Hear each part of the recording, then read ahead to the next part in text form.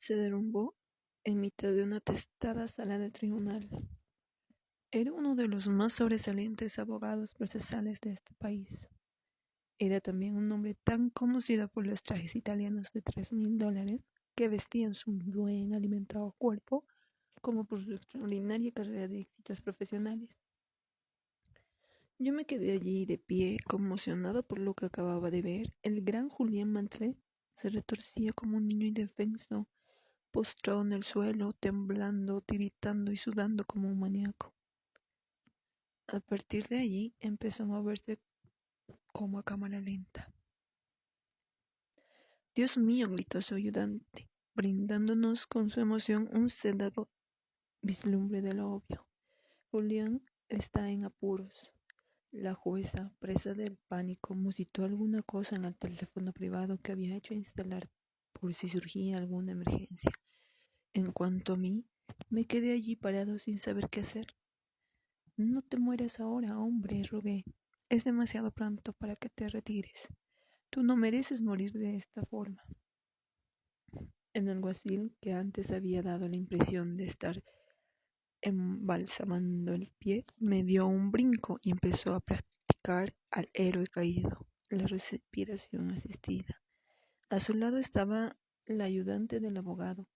Sus largos rizos rozaban su cara amorotada de Julián, ofreciéndole suaves palabras de ánimo, palabras que él sin duda no podía oír. Yo había conocido a Julien Mantlé hacía 17 años, cuando uno de sus socios me contrató como interino durante el verano, siendo yo estudiante de Derecho. Por aquel entonces, Julien no tenía todo. Era un brillante, apuesto y temible abogado con delirios de grandeza. Julien era la joven estrella del bufete, el gran hechicero. Todavía recuerdo una noche que estuve trabajando en la oficina y al pasar frente a su regio despacho, divisé la cita que tenía enmarcada sobre su escritorio de roble macizo. La frase pertenecía a Winston Churchill y evidenciaba qué clase de hombre era Julián. Estoy convencido de que en este día somos dueños de nuestro destino, que la tarea que se nos ha puesto no es superior a nuestras fuerzas, que sus acometidas no están por encima de lo que soy capaz de soportar. Mientras tengamos fe en nuestra causa y una indeclinable voluntad de vencer, la victoria estará a nuestro alcance. Julián, fiel a su lema, era un hombre duro, dinámico y siempre dispuesto a trabajar 18 horas diarias para alcanzar el éxito que, estaba convencido, era su destino. Oí decir que su abuelo fue un destacado senador y su padre un reputado juez federal. Así pues, venía de buena familia y grandes eran las expectativas que soportaban sus espaldas vestida de Armani. Pero he de admirar una cosa. Julián corría su propia carrera, estaba resuelto a hacer las cosas de su modo, y le encantaba lucirse. El extravagante histrionismo del Julián en los tribunales solía ser noticia de primera página. Los ricos y los famosos se arrimaban a él siempre que necesitaba los servicios de un soberbio estratega con un deje de agresividad. Sus actividades extracurriculares también eran conocidas. Las visitas nocturnas a los mejores restaurantes de la ciudad como despampanantes top model, las escaramuzas etílicas con bulliciosa banda de bokers que él llamaba su equipo de demolición, tomaron aires de leyenda entre sus colegas. Todavía no entiendo por qué me eligió a mí como ayudante para aquel sensacional caso de asesino que él iba a defender durante ese verano. Aunque me había licenciado en la Facultad de Derecho de Harvard, su alma mater, yo no era ni de lejos el mejor interino del bufete, y en mi árbol genealógico no había el menor rastro de sangre azul. Mi padre pasó la vida como guardia de seguridad en una sucursal bancaria tras una temporada de los Marines. Mi madre creció anónimamente en el Bronx El caso es que me prefirió a mí antes que a los que había cabildeado calladamente para tener el privilegio de ser su factotum legal en lo que se acabó llamando el no vas, no va más de los procesos por asesinato. Julián dijo que le gustaba mi avidez. Ganamos el caso, por supuesto, y el ejecutivo que había sido acusado de matar brutalmente a su mujer estaba ahora en libertad, dentro de lo que lo permitía su desordenada conciencia, claro está. Aquel verano recibí una suculenta educación. Fue mucho más que una clase sobre cómo plantear una duda razonable allí donde no había. Eso podía hacerlo cualquier abogado que se preciaría de tal. Fue más bien una lección sobre la psicología del triunfo y una rara oportunidad de ver a un maestro en acción. Yo me empapé de todo como una esponja. Por invitación de Julián, me quedé en el bufete en calidad de asociado y pronto iniciamos una amistad duradera. Admito que no era fácil trabajar con él. Ser ayudante solía convertirse en un ejercicio de frustración, lo que comportaba más de una pelea a gritos a altas horas de la noche. O lo hacías a su modo o te quedabas en la calle. Julián no podía equivocarse nunca. Sin embargo, bajo aquella irritable envoltura había una persona que se preocupaba de verdad por los demás. Aunque estuviera muy ocupado, él siempre preguntaba por Jenny, la mujer a quien sigo llamando mi prometida. Pese a que nos casamos antes de que yo empezara a estudiar leyes, al saber por otro interino que yo estaba pasando apuros económicos, Julián se ocupó de que me concediera una generosa beca de estudios. Es verdad que le gustaba ser impecable con sus colegas, pero jamás dejó de lado a un amigo. El verdadero problema era que Julián estaba obsesionado con su trabajo.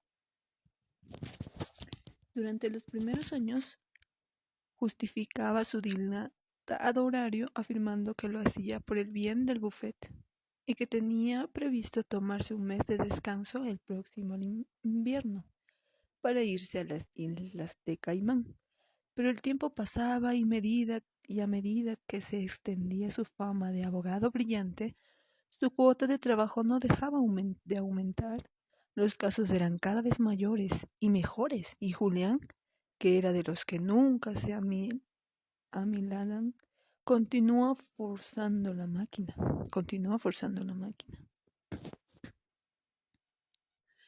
En sus escasos momentos de tranquilidad, reconoció que no era capaz de dormir más de 2 horas seguidas, sin despertar sintiéndose culpable de no estar trabajando en un caso. Pronto me di cuenta de que a Julián le consumía la ambición. Necesitaba más prestigio, más gloria, más dinero. Sus éxitos, como era de esperar, fueron en aumento. Consiguió todo cuanto la mayoría de la gente puede desear. Una reputación profesional de campanillas con ingresos millonarios, una mansión espectacular en el barrio preferido de los famosos, un avión privado, una casa de vacaciones en la isla tropical y su más preciada posesión, un reluciente Ferrari rojo aparcado en su camino particular. Pero yo sabía que las cosas no eran tan idílicas como parecía desde afuera. Si me percaté de las señales de una caída inminente,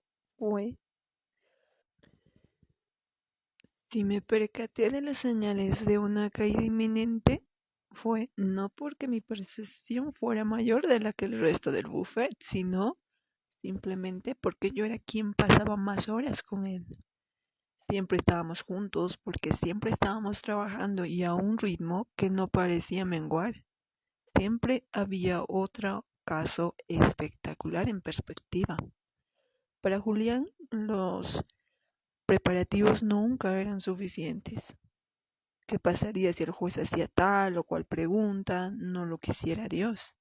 ¿O qué pasaría si nuestra investigación no era del todo perfecta? Y si le sorprendían en la mitad de la vista como el ciervo cegado por el resplandor de unos faros. Al final, yo mismo me vi metido hasta el cuello en su mundo de trabajo. Éramos dos esclavos del reloj metidos en la 64ª planta de un monolito de acero y cristal, mientras la gente cuerda estaba en casa con sus familias, pensando que teníamos el mundo agarrado por la cola, cegados por una ilusoria versión de éxito. Cuanto más tiempo pasaba con Julián, más me daba cuenta de que se estaba hundiendo progresivamente. Parecía tener un deseo de muerte. Nada le satisfacía. Al final su matrimonio fracasó. Ya no hablaba con su padre y aunque lo tenía todo, aún no había encontrado lo que estaba buscando. Y eso se lo notaba emocional, física y espiritualmente. A sus 53 años, Julián tenía aspecto de septuagenario. Su rostro era un mar de arrugas, un tributo nada glorioso a su impecable enfoque existencial en general y al tremendo estrés de su vida privada. Las cenas a altas horas de la noche en restaurantes franceses, fumando gruesos habanos y bebiendo un coñac tras otro, le habían dejado más que obeso. Se quejaba constantemente de que estaba enfermo y cansado de estar enfermo. Había perdido el sentido del humor. Ella no parecía reírse nunca. Su carácter antaño entusiasta se había vuelto mortalmente taciturno. Creo que su vida había perdido el rumbo. Lo más triste, quizá, fue que Julián había perdido también su pericia profesional. Así como antes asombraba a todos los presentes con sus elocuencias y herméticos alegatos, ahora se demoraba horas hablando, divagando sobre oscuros casos que poco o nada tenían que ver con el que se estaba viendo. Así como antes reaccionaba graciosamente a las objeciones del adversario, ahora derrochaba un sarcasmo mordaz que ponía a prueba la paciencia de unos jueces que antes le consideraban un genio del derecho penal. En otras palabras, la chispa de Julián había empezado a fallar. No era solo en su frenetismo, ritmo vital lo que le hacía candidato a una muerte prematura. La cosa iba más allá. Parecía un asunto de cariz espiritual. Apenas pasaba un día sin que Julián me dijese que ya no se apasionara por su trabajo, que se sentía rodeado de vacuidad. Decía de que joven había disfrutado con su trabajo, pese a que se había visto abogado a ello por los intereses de su familia. Las complejidades de la ley y sus retos intelectuales le habían mantenido lleno de vigor. La capacidad de la justicia para influir en los cambios sociales le había motivado e inspirado. En aquel entonces, él era más que un simple chico rico de Connecticut. Se veía a sí mismo como un instrumento de reforma social, que podía utilizar su talento para ayudar a los demás. Esa visión dio sentido a su vida, le daba un objetivo y estimulaba sus esperanzas. En la caída de Julián había algo más que una colección oxidada, con un modus vivendi. Aunque yo empezara a trabajar en el buffet, él había sufrido una gran tragedia. Algo realmente monstruoso le había sucedido, según decía uno de sus socios.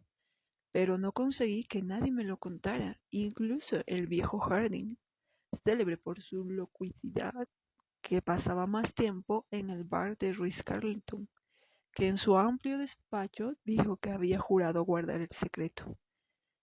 Fuese cual fuese, yo tenía la sospecha de que, en cierto modo, estaba contribuyendo al declive de Julián. Sentía curiosidad, por supuesto, pero sobre todo quería ayudarle. Julián no solo era mi mentor, sino mi amigo. Y entonces ocurrió el ataque cardíaco. Devolvió a la tierra al divino Julián Mantley y lo asoció de nuevo a su calidad de mortal. Juan, justo en medio de la sala número 7, un lunes por la mañana, la misma sala del tribunal donde él había ganado el no más de los procesos por asesinato.